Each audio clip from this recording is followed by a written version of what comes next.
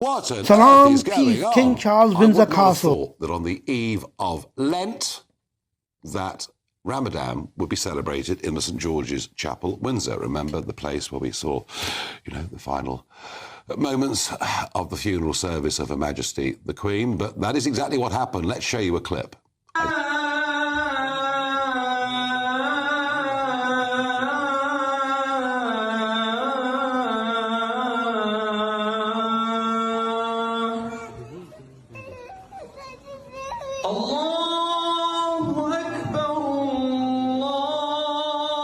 The king is the defender of the faith, the Christian faith. Yes, that is right.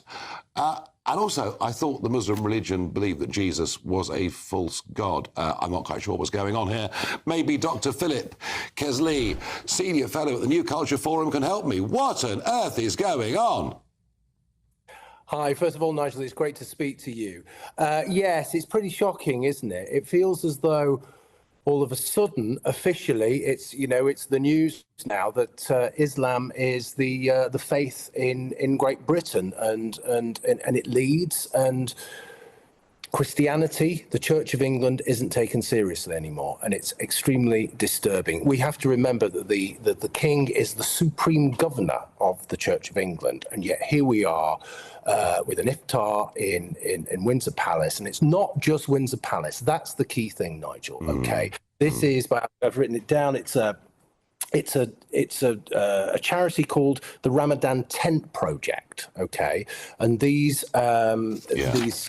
IFTARs are going to go on throughout the month in the V&A Museum, the Globe, Lord's, and Trafalgar Square.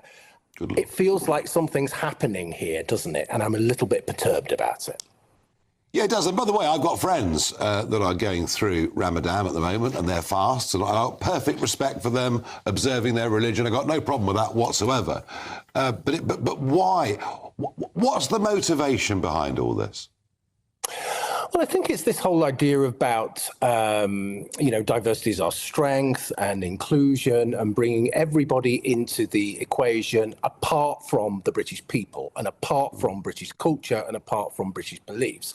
It's this whole idea that we see in the institutions right across the spectrum. It's this idea of decolonization, isn't it? It's taking ourselves out of the picture and putting other face in the picture. And I think also there's something about fear here as well. We're frightened of coming across as being intolerant. We're frightened of coming across as racist. And I have to say, the institutions are frightened of Islam. It's a terrible thing to say, but there you are. I think it's the truth. I think it may well be too. Philip, thank you for joining me.